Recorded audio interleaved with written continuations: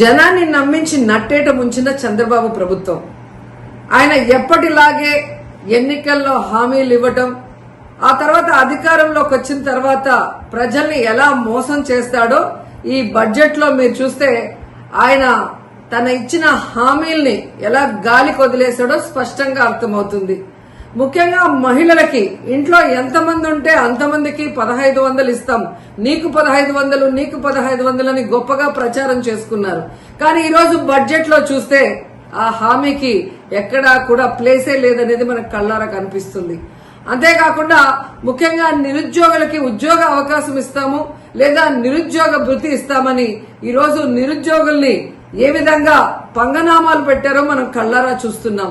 And ఈ రోజు మీరు చూస్తే ఉచిత బస్సు ప్రయాణాన్ని అందరికీ కూడా మహిళలకు ఇస్తామని చెప్పి ఆ ఊసే బడ్జెట్ లో లేకపోవడం అనేది దురదృష్టకరం. ఇక ముఖ్యంగా చదువుకున్న పిల్లలు వాళ్ళకి ఇచ్చే తల్లికి వందనం. సో ప్రతి సంవత్సరం 12,400 కోట్లకు పైగా అవుతుంది.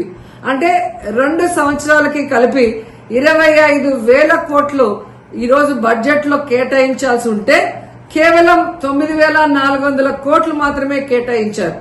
ఎందుకు ఇది చెప్తున్నానంటే లాస్ట్ ఇయర్ కూడా ఇలాగే కేటాయించి ఏ విధంగా తల్లికి వందనం ఇవ్వకుండా మోసం చేశారో మళ్లీ ఇప్పుడు అదే కేటాయించిందే కొంచెమైనా అది మళ్లీ ఇవ్వకుండా మోసం చేయడానికి వీళ్ళు అంకెల గారడి ఎలా చేస్తున్నారో తల్లులు తెలుసుకోవాలని కూడా ఈ సందర్భంగా తెలియజేసుకుంటున్నాను. ఇక ముఖ్యంగా అన్నదాత సుఖీభవ, అన్నం పెట్టే అన్నదాతని ఎలా ఈ ప్రభుత్వం మోసం చేస్తుందో మనం వాళ్ళ అధికారంలోకి వచ్చిన రోజు నుంచి కళ్ళారా చూస్తున్నాం. ఈ రోజు వాళ్ళకి 10,400 కోట్లకు పైగా కేటాయించాల్సి ఉంటే కేవలం 6,300 కోట్లు మాత్రమే కేటాయించారు. 2 సంవత్సరాలకి కలిపి 21,000 కోట్లు ఇవ్వాలి అన్నదాతలకి. కానీ ఇప్పటి వరకు ఒక పైసా కూడా ఇవ్వకుండా వారి నడ్డి ఎలా విరిచారో మనం కళ్ళారా చూస్తున్నాం. ఇక మీరు చూస్తే డ్వాక్రా మహిళలకి ఈ బడ్జెట్ ఎలా టోక్రా ఇచ్చిందో అందరూ కూడా చూసి ఏడుస్తున్నారు. ఎందుకంటే హామీలు ఇచ్చినప్పుడు 10 లక్షల వరకు సున్నా వడ్డీ రుణాలు ఇస్తామని చెప్పిన ఈ కూటమి ప్రభుత్వం ఈ రోజు ఆ హామీని బడ్జెట్ లో పెట్టకపోవడం చూస్తే ఇక మనకి ఇచ్చినట్టే అని డ్వాక్రా మహిళలు ఏడుస్తున్నారు. ఎందుకంటే ప్రతి కుటుంబంలో ఒక మహిళ డ్వాక్రా గ్రూప్ లో ఉంటుంది. తాను పొదుపు చేసుకున్న డబ్బుతో ఈ రోజు తన కుటుంబ అవసరాలను తీర్చుకునే వాళ్ళని ఎలా ఈ చంద్రబాబు నాయుడు మోసం చేశాడో ప్రతి ఒక్కరు కూడా గమనిస్తూ వచ్చారు.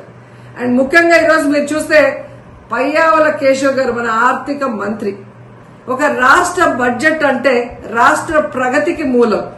అలాంటి బడ్జెట్ ని ఏ విధంగా పాజిటివ్ నోట్ తో ఇంట్రడ్యూస్ చేయాల్సింది పోయి ఒక నెగటివ్ నోట్ తో ఆయన ఇంట్రడ్యూస్ చేయడం చూస్తుంటే ఈ రాష్ట్ర ప్రభుత్వం కూటమి ప్రభుత్వం ఏ విధంగా ప్రతికూల ధోరణితో ముందుకు వెళ్తుందో మనం అర్థం చేసుకోవాలి. ఎందుకంటే ఆర్థిక మంత్రి తన ప్రసంగంలో నీతి ఆయోగ్ చెప్పినట్టు రాష్ట్ర రుణ పరిమితి 0గా మారింది అన్నారు. మరి అదే మంత్రి ముగుస్తున్న ఆర్థిక సంవత్సరానికి 1,00,000 కోట్ల అప్పులు చేశాము, ప్రస్తుత ప్రవేశపెట్టిన ఈ బడ్జెట్ అంచనాల మేరకు ఇంకా 75,000 పైచిలుకు కోట్ల రూపాయలని అప్పులు చేయబోతున్నామని ఎలా ధైర్యంగా చెప్పారో ఆయన ఈ రాష్ట్ర ప్రజలకు చెప్పాల్సిన అవసరం ఉందని కూడా ఈ సందర్భంగా తెలియజేసుకుంటున్నాను. ముఖ్యంగా మన రాష్ట్రంని ఈరోజు మీరు చూస్తే హిరోషిమా నాగసాకితో రాష్ట్రాన్ని పోలిస్తే ఎవరైనా పెట్టుబడులు ఈ రాష్ట్రానికి వస్తారా? ఈ రాష్ట్రాన్ని బాగు చేయాలనుకుంటున్నారా, సర్వనాశనం చేయాలనుకుంటున్నారా అనేది ఆయన చెప్పాల్సిన అవసరం ఉంది. ఎందుకంటే ఈ రోజు పయ్యావుల కేశవ్ గారు చంద్రబాబు నాయుడు గారిని ఇంప్రెస్ చేయడానికి భజన చేయడానికే సమయం అంతా కూడా వెచ్చిస్తున్నారు తప్ప తను పెట్టే బడ్జెట్ ఈ రాష్ట్రానికి రాష్ట్ర ప్రజలకి ఉపయోగపడే విధంగా పెట్టాలి అన్న దాని మీద ఆయనకి కాన్సన్ట్రేషన్ లేదు అనేది మనం ఆ బడ్జెట్ ప్రసంగం చూస్తేనే అర్థమవుతుంది. వాళ్ళ అధికారంలోకి వచ్చి 9 సంవత్సరాలు అవుతున్నా ఇంకా జగన్మోహన్ రెడ్డి గారి మీద దుమ్మెత్తి పోయటం, అబద్దాలు చెప్పడం తప్ప మేము అధికారంలోకి వచ్చాక ఏం చెప్పాం, ఏం చేస్తున్నాం, దానికి ఎంత బడ్జెట్ కేటాయించాము అని చెప్పకపోవడం సిగ్గు చేయటని కూడా ఈ సందర్భంగా తెలియజేసుకుంటున్నాను. ఎందుకంటే చంద్రబాబు నాయుడు ముఖ్యమంత్రిగా దిగిపోయే నాటికి, జగన్మోహన్ రెడ్డి గారు ముఖ్యమంత్రిగా ప్రమాణ స్వీకారం చేసే నాటికి రాష్ట్రం ఖజానాలో 100 కోట్లే ఉంది. కానీ ఏ రోజు జగనన్న నెగటివ్ గా మాట్లాడలేదు.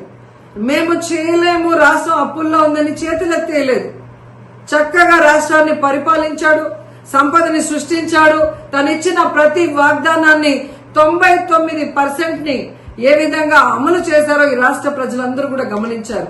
కానీ మీరు, నేను కేంద్రంలో చక్రం తిప్పాను, నాకు ఇన్ని సంవత్సరాల అనుభవం ఉంది, విజన్ ఉంది, విస్తరాకుల కట్టుంది అని చెప్పిన మీరు రాష్ట్రంలో ఎన్ని అప్పులున్నాయి, రేపు అధికారంలోకి వస్తే ఏం చేయగలము, ఎంత చేయగలము అని తెలీదా? తెలియకుండానే మీరు హామీలు ఇచ్చారా? అంటే ప్రజల్ని మోసం చేయడానికి ఎంత దూరమైనా వెళ్తారా?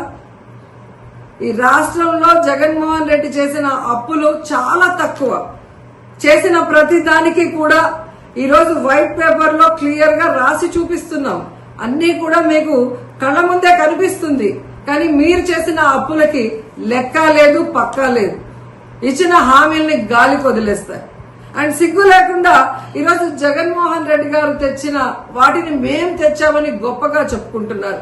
ఈ ప్రసంగంలో మీరు చూస్తే పోలవరానికి 12,157 కోట్లు సాధించామని గొప్పగా చెప్పుకుంటున్నారు.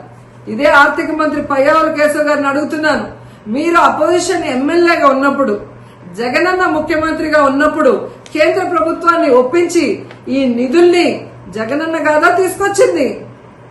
2023-24 బడ్జెట్ సంవత్సరంలోనే అధికారిక ఆమోదం పొందింది. అప్పుడు అసెంబ్లీలో అపోజిషన్ ఎమ్మెల్యేగా ఉన్నా మీకు తెలీదా?